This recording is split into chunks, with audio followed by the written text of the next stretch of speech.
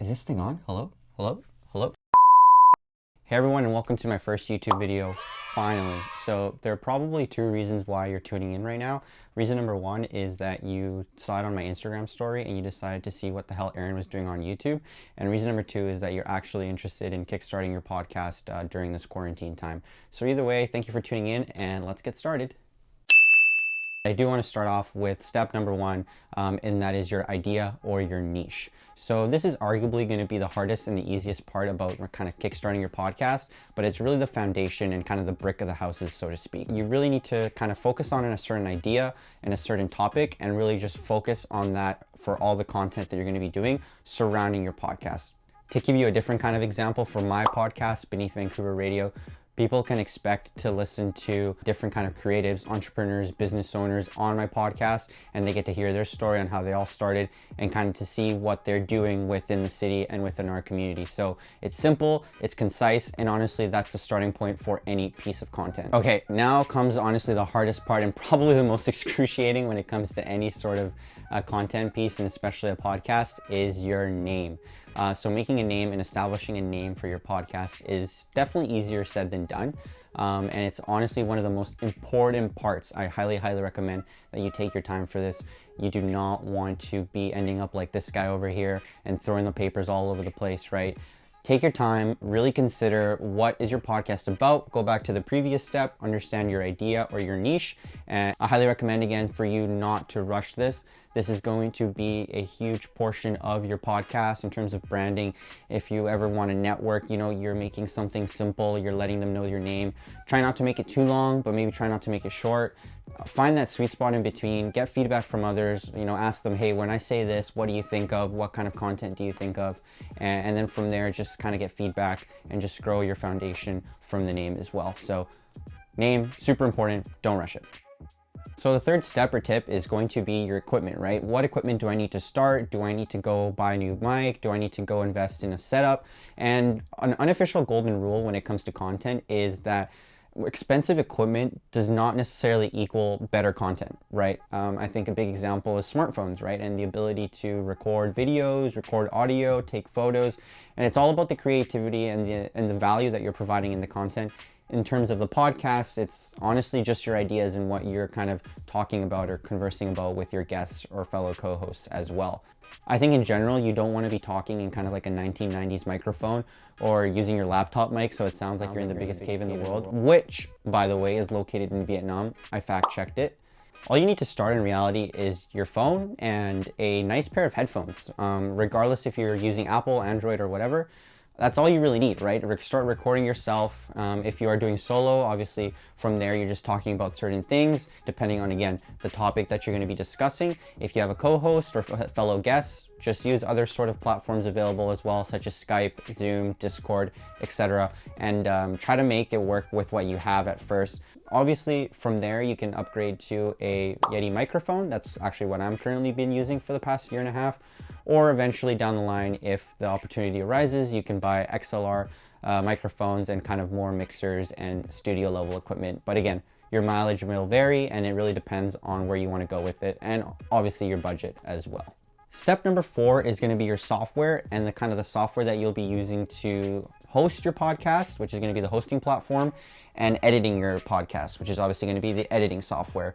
And again, I kind of want to preface this by saying I've only used really one options out of both kind of categories, so one from each.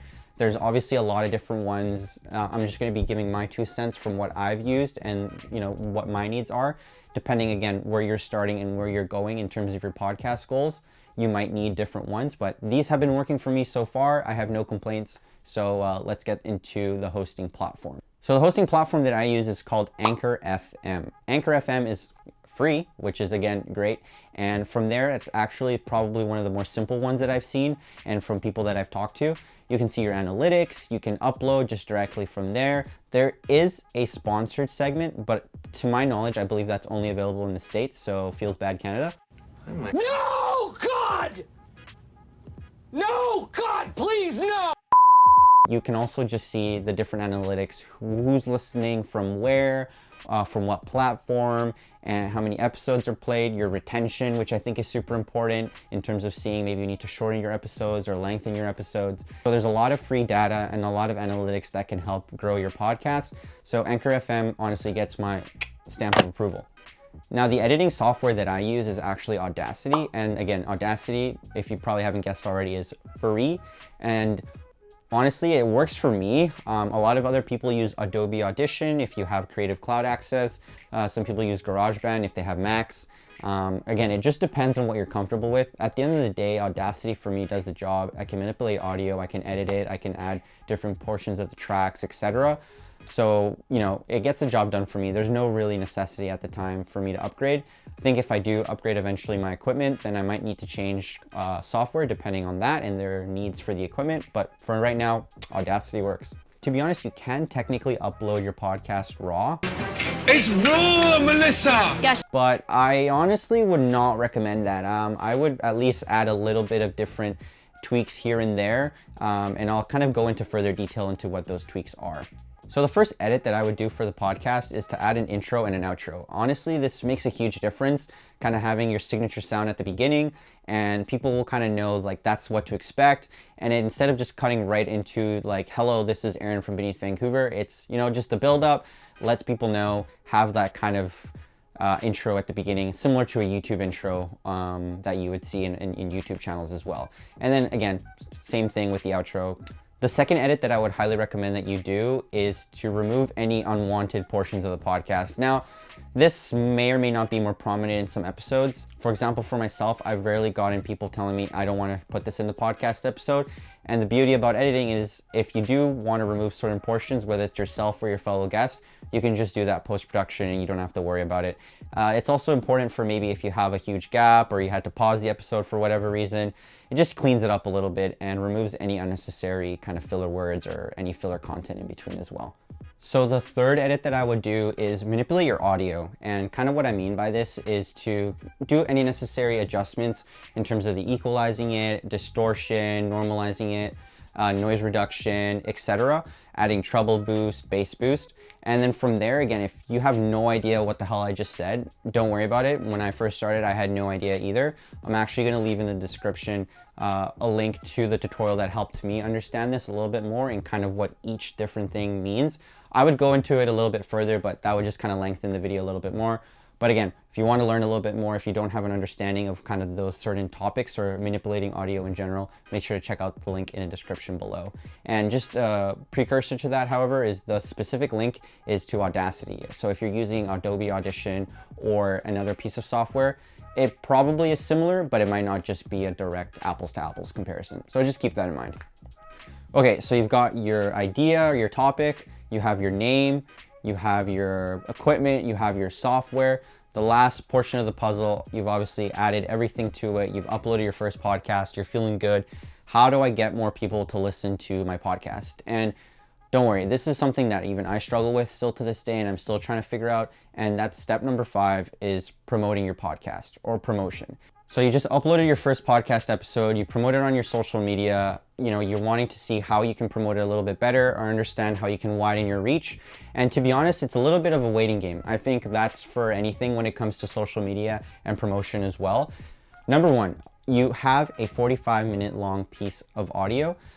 Break it down a little bit, right? If for me, what I would recommend is find certain portions of your episode that you feel would kind of really reel in a potential new listener or even reel in already a previous audience member to your podcast. So make it enticing, make the audience want to think, oh, maybe I want to hear more about what that person has to say, or maybe I want to hear more about that certain topic, right? And it's a simple hook. And then from there, you push them to obviously your big piece, which is your main full episode. A wonderful resource that I found as well that I live by is actually this website called headliner.app. Again, link in the description. Everything that I've discussed actually will be in the link in the description, so don't worry about it. It's going to be a long description, but if you're looking for anything related to what I discussed, check it down below. The best part about Headliner is that it does a lot of the work for you and you don't really have to think about it. You can grab a 30-second snippet of audio, put it in the website, it'll transcribe it if needed, it'll upload a template, and then from there, you've got a brand new content piece that you can share on your socials. Another thing that actually it does, if you link your own podcast to the website, it actually will automatically make a brand new content piece. I think weekly you can make it, or monthly, again, depending on your needs, but Headliner.app is one of the best resources that you can use if you're a podcaster. If you're listening to this video and you don't already use it and you have a podcast, I highly, highly recommend you check it out. I'm not hashtag sponsored, but this has helped me a lot when it comes to promotion and really creating any sort of piece when it comes to the podcast episode. So that's it. Those are the 5 tips and tricks when it comes to kickstarting your podcast journey. Hopefully you learned something. Hopefully you can take something from this YouTube video and kind of implement it into your current podcast, or if you want to start a new podcast, hopefully this video helped you in one way or another. If it did, I'd greatly appreciate if you hit that like and subscribe button. I know, first video, but I'm already fitting that YouTube persona, right?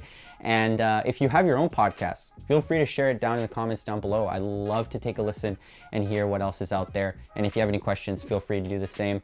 Again, just to recap, everything that I discussed, any sort of tutorials or platforms or softwares are available in the description down below if you want to take a listen and take a gander in terms of that. And yeah, thank you for tuning in, whether you know me personally or you just stumbled across this video.